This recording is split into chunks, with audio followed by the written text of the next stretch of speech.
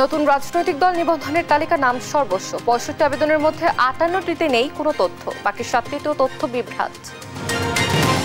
সংস্কার নিয়ে জাতীয় ঐকমত্য কমিশনের সঙ্গে জামায়াতের বৈঠক আজ। নায়েবে আমির মোহাম্মদ তাহেরের নেতৃত্বে অংশ নেবে প্রতিনিধি দল। খ্রিস্টানদের সর্বোচ্চ ধর্মগুরু পোপ ফ্রান্সিসের অন্ত্যেষ্টিক্রিয়ায় যোগ দিতে ভ্যাটিকানের প্রধান উপদেষ্টা। শেষ কৃত্যানুষ্ঠানে আজ অংশ নেবেন বিশ্ব নেতারাও। মারাত্মক দূষণ অস্তিত্ব সংকটে মুন্সিগঞ্জের ধলেশ্বরী নদী হারিয়েছে পানির রং। দূষণ রোধে কাজ করার দাবি পরিবেশ অধিদপ্তরের। আওয়ামী লীগ আমলে ওসি এসএসএম শামসুদ্দিন বানান গাড়ি বাড়ি সহ সম্পদের পাহাড়। দুর্নীতি থাকতে গৃহবধূ স্ত্রী নামে নেন সব সম্পত্তি। সিন্ধু নদের পানি পাকিস্তানে যাওয়া ঠেকাতে কঠোর ব্যবস্থা নিচ্ছে ভারত। নদীর জলপ্রবাহ ঘুরিয়ে দিতে শিগগিরই শুরু হচ্ছে ড্রেজিং। এবং ইংলিশ এফএ কাপের সেমিফাইনালে রাতে ক্রিস্টাল প্যালেসের মুখোমুখি অ্যাস্টন ভিলা। ইপিএল এভারটনকে আতিথ্য দেবে জায়ান্ট চেলসি।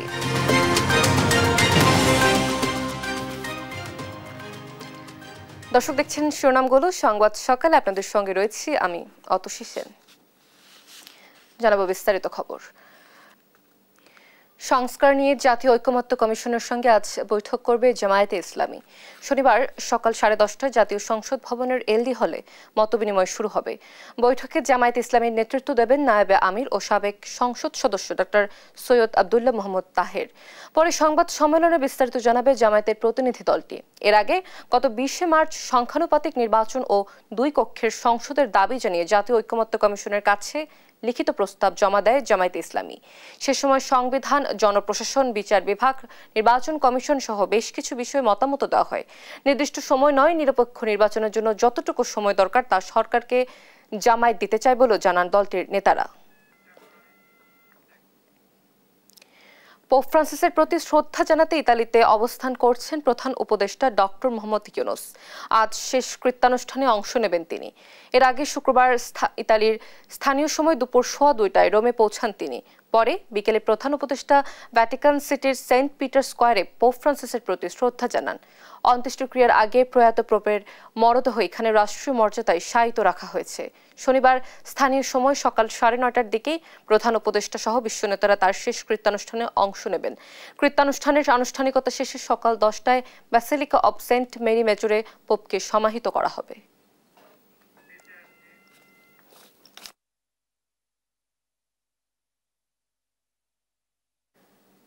মারাত্মক দূষণে অস্তিত্ব সংকটে মুন্সিগঞ্জের ধলেশ্বরী নদী। আগে যে নদীর পানি স্থানীয়রা বাসার কাজের পাশাপাশি পান করতে পারত, সেই নদী এখন দূষণের রং হারিয়ে ফেলেছে। পানি উন্নয়ন বোর্ড বলছে দূষণ রোধের দায়িত্ব পরিবেশ অধিদপ্তরের, আর অধিদপ্তরের দাবি দূষণ রোধে তারা কাজ করে যাচ্ছেন। সহকর্মী সুমিত সরকার সুমনের পাঠানো তথ্যছবিতে জানাচ্ছেন অঙ্কন চৌধুরী। একসময় প্রবল খরস্রোতায় বয়ে চলা ধলেশ্বরী নদীর বর্তমানে দূষণের কারণে এখন মৃতপ্রায় অবস্থায় পৌঁছেছে। নদীর পানি এখন পচে গিয়ে কালচে রং ধারণ করেছে এবং চারদিকে ছড়াচ্ছে তীব্র দুর্গন্ধ। মীর কাদিম নৌবন্দর থেকে মুন্সিগঞ্জ লঞ্চঘাট পর্যন্ত এই অংশটি সবচেয়ে বেশি দূষণের শিকার। শহরের কঠিন বর্জ্য ও ড্রেনের অপরিশোধিত পানি সরাসরি নদীতে পতিত হচ্ছে। এছাড়া নদীর দুপাশে অপরিকল্পিতভাবে গড়ে ওঠা ছোট বড় শিল্প কারখানার অপরিশোধিত পানি নামছে নদীতে। এতে দূষিত হচ্ছে নদীর পানি, যা পরিবেশ ও জনস্বাস্থ্যের জন্য মারাত্মক হুমকি হয়ে উঠেছে। পানি এখন এতটাই বিষাক্ত হয়েছে, মানুষ কিন্তু নিজের থালা বাসনও তো দেখে না, ধুতে আসবে না। ধলেশ্বরী নদী আজকে দূষিত হয়ে একেবারে পানি কালো হয়ে যাচ্ছে। তা আমাদের ধলেশ্বরী নদী বাঁচলে আমাদের দেশ বাঁচবে। এই নদীর পানি এখন বুড়িগঙ্গা নদীর চাইতেও খারাপ অবস্থা। কলকারখানার যেই রাসায়নিক পদার্থ বা এগুলা নদীর সাথে মিলিত হওয়ার পরে তো এখন এই পানিতে গোসল করার মতো পরিবেশ আর নাই। পানি উন্নয়ন বোর্ড জানায় নদীর সীমানা রক্ষা তাদের কাজ, কিন্তু দূষণ রোধের দায়িত্ব পরিবেশ অধিদপ্তরের। তবে পরিবেশ অধিদপ্তর জানায় শিল্প কারখানায় ইটিভি ব্যবহার নিশ্চিত করতে নিয়মিত নজরদারির পাশাপাশি জরিমানা করা হচ্ছে।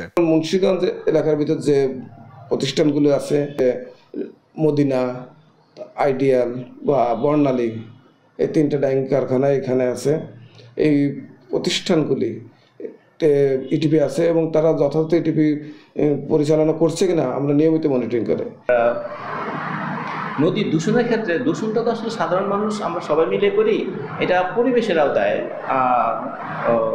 পর্যায়ে চলে যায়। ফলের ক্ষেত্রে আমাদের যদি একরভুক্ত কোনো জায়গা দীর্ঘদিন পরিত্যক্ত থাকলে বা অন্য যে কোনো কারণে যদি দখল হয়ে যায়, সেক্ষেত্রে আমরা দখলমুক্ত করার জন্য প্রশাসনের সহায়তা নিয়ে থাকি। শুধু কাগজে কলমে সীমাবদ্ধ না থেকে ধলেশ্বরী নদী রক্ষায় যথাযথ পদক্ষেপ নেওয়া হবে, এমনটাই আশা স্থানীয়দের। নিউজ ডেস্ক, দেশ টিভি। দেখছেন সংবাদ সকাল। বাংলাদেশ পুলিশের একজন ইন্সপেক্টর ঢাকায় তার বাড়ি গাড়ি ফ্ল্যাট কিনেই আওয়ামী লীগ সরকারের সময় যে সব পুলিশ সদস্য বিপুল অর্থবিত্তের মালিক হয়েছেন, তাদের মধ্যে অন্যতম ওসি ASM শামসুদ্দিন। তিনি এতটাই চতুর যে প্রায় সমস্ত সম্পত্তি করেছেন তার স্ত্রীর নামে। স্ত্রী সাজিয়া আফরিন রুনা একজন গৃহিণী। দেশ টিভির অনুসন্ধানে উঠে এসেছে এমন চাঞ্চল্যকর তথ্য। তাইফুর রহমান তুহিনের প্রতিবেদন। রাজধানীর মিরপুর মডেল থানার CTSB inspector ASM Shamsuddin Mirpur পূর্ব মণিপুর কাঁঠালতলা 7 আপের গলির এই বিলাসবহুল ভবনটির 3 তলার একটি আলিশান ফ্ল্যাটের মালিক তিনি। এছাড়াও রয়েছে বিলাসবহুল গাড়ি। ওই থাকে সারও থাকে এখানে, তার পার্সোনাল এটা কেনা তার। শুধু তাই নয়, অনুসন্ধানে একটি বাড়ির দলিল আসে দেশ টিভির হাতে, যেখানে দেখা যায় মালিক সাজিয়া আরফিন রুনার নাম। পেশায় একজন গৃহিণী হয়েও কিভাবে রাজধানীতে একটি বাড়ির মালিক হলেন, তার অনুসন্ধানে দেখা যায় রুনার স্বামী ASM শামসুদ্দিন নিজেকে ধরাছোঁয়ার বাইরে রাখতেই বাড়িটির দলিল করেন তার স্ত্রীর নামে। বাসা কার এটা? কোন ওসি? উনি আছে কোথায়? মডেল থানা। তার নামে না ওটা হ্যাঁ জানি, এটা আমি কি কর্মচারী আমি জানি। আপনি কি ম্যানেজার এখানে? আমি এনে চাকরি করি। তবে এখানেও করেছেন চালাকি। রাজস্ব ফাঁকি দিতে দুতলা ভবনটিকে টিন শেড দেখিয়ে 3 কোটি টাকা মূল্যের এই জায়গা সহ ভবনটির দলিলে দেখানো হয় 1,01,55,000 টাকা। এসব অভিযোগের বিষয়ে তার মুখোমুখি হলে ক্যামেরার সামনে কথা বলতে রাজি হননি। তবে আলাপের এক পর্যায়ে তিনি জানান, শুধু স্ত্রীর নামেই নয়, নিজের নামেও রয়েছে সম্পদ। তার দাবি, বিদেশে মিশনে গিয়ে এসব সম্পত্তির মালিক হয়েছেন। যতটুকু আচ্ছা আচ্ছা আমার কাছে বিচার কিছু নেই, যা আছে এটাই এখানে। আপনার কাছে মনে হয় যেন আমি অন্য করে বলছি বা আমারগুলো অপরাধজনক টাকা, তাহলে আপনি রিপোর্ট করে দেন। টিআইবির নির্বাহী পরিচালক ডক্টর ইফতেখারুজ্জামান জানান, পুলিশের জবাবদিহিতা ও বিচারহীনতার কারণেই ঘটছে এমন ঘটনা। আরো নিম্ন পর্যায়ের যারা তারা যে এই যে মানে বৈধের সাথে অসামঞ্জস্যপূর্ণ সম্পদের পাহাড় করতে পারেন, তারা কিন্তু ওই রোল মডেলটা অনুসরণ। পুলিশ তো শান্তিরক্ষা মিশনে যায়, কাজে পুলিশ তো বেশি উপার্জন করবে। এটাও কিন্তু এক ধরনের অপরাধকে বিচারহীনতা দেওয়ার একটা মানে যুক্তি ছাড়া আর কিছুই হতে পারে না। এটাকে নিয়ন্ত্রণ করার জন্য কিন্তু যথাযথ আইনি প্রক্রিয়া বিধান সমূহ আছে, সেগুলোর প্রয়োগ নাই। এই প্রয়োগটা নিশ্চিত করতে হবে। তাইফুর রহমান তুহিন, দেশ টিভি, ঢাকা। কুষ্টিয়ার কুমারখালী পৌরসভার সড়ক ও ড্রেন নির্মাণ প্রকল্পে উঠেছে ব্যাপক অনিয়ম ও দুর্নীতির অভিযোগ। প্রকল্পের অধিকাংশ কাজ ফেলে পালিয়েছে ঠিকাদাররা। যে কাজগুলো চলমান রয়েছে তাও করা হচ্ছে নিম্নমানের সামগ্রী দিয়ে দায়সারাভাবে। ফলে ঠিকাদার ও পৌর কর্মকর্তাদের যোগ সাজস্যে প্রকল্পের 27 কোটি টাকার জলে যাওয়ার শঙ্কা দেখা দিয়েছে, যা নিয়ে ক্ষুব্ধ পৌরবাসী। ইরফান রানার ক্যামেরায় কুষ্টিয়া থেকে নাহিদ হাসান তিতাসের রিপোর্ট। 2024-25 অর্থ বছরে 3টি প্যাকেজে 27 কোটি টাকা ব্যয়ে সড়ক সংস্কার ও ড্রেন নির্মাণ প্রকল্পের কাজ শুরু করে কুষ্টিয়ার কুমারখালী পৌরসভা। তবে এ প্রকল্পের কাজ শুরু হয়েছে শুধুমাত্র কাগজে কলমে। অধিকাংশ কাজই লোক দেখানো শুরু হলেও বন্ধ পড়ে আছে 8 মাস ধরে। হদিস নেই ঠিকাদারি প্রতিষ্ঠানেরও, ফলে চরম ভোগান্তির মধ্যে পড়েছে পৌরবাসী। এই ড্রেনটা ধরেন 8 মাস মতো ধরেন 1 বছর পড়ে রয়েছে, খরচে খুঁড়ে কোনো কাজ করে না কন্ট্রাক্টররা। রিক্সায় ছালপাল সাইকেল চালাতে গেলে পড়ে যায়, ভ্যান নিয়ে আসলেই পড়ে যায়, রাত্রি তার ওরা ঠিক পায় না।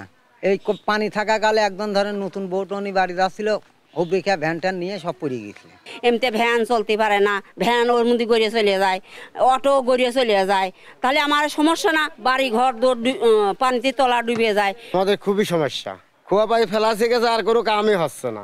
মানে এই রাস্তায় 4-5টা রাস্তায় আমার খোয়া পানি ফেলাছে, আর কোনো কামই হচ্ছে না। আর এ প্রকল্পের যে কাজগুলো চলমান রয়েছে তাও চলছে নিম্নমানের সামগ্রিক দিয়ে দায়সারাভাবে। মেয়াদ শেষ হয়ে গেলেও অর্ধেকও শেষ হয়নি সড়ক সংস্কার ও ড্রেন নির্মাণের কাজ। ফলে ঠিকাদার ও পৌর কর্মকর্তাদের যোগসাজস্যে প্রকল্পের ২৭ কোটি টাকাই জলে যাওয়ার শঙ্কা দেখা দিয়েছে, জানিয়ে ক্ষুব্ধ পৌরবাসী।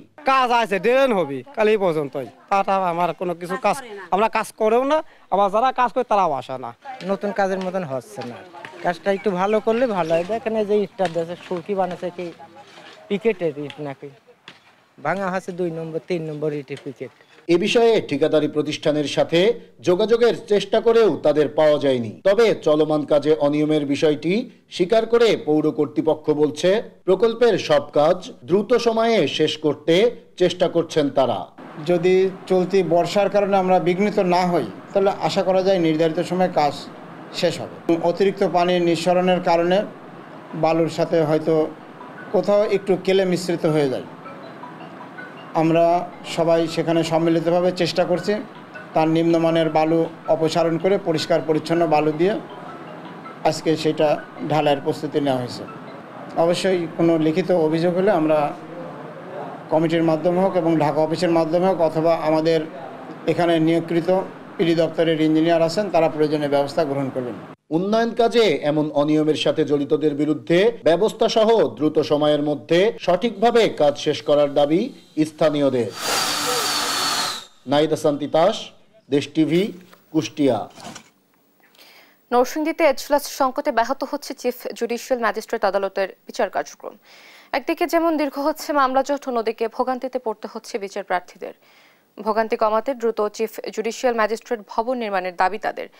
জনদুর্ভোগ নিরসনে দ্রুত সময়ের মধ্যে 10 তলা চিফ জুডিশিয়াল ম্যাজিস্ট্রেট ভবন নির্মাণের আশ্বাস দিয়েছে গণপূর্ত বিভাগ। সহকর্মী আকরাম হোসেনের রিপোর্ট, জানাচ্ছেন শামীম হোসেন। একটি টিনশেড ভবনে 4টি এজলাস, পাশে বারান্দা ও এর পাশে চলছে বিচারিক কার্যক্রম। এমন চিত্র নরসিংদীর সিনিয়র জুডিশিয়াল ম্যাজিস্ট্রেট আদালতের টিনশেড ভবনে এজলাসের সামনে। আইনজীবী ও বিচার প্রার্থীদের গাদাগাদি আর হট্টগোলের মধ্য দিয়ে চলছে বিচারিক কাজ।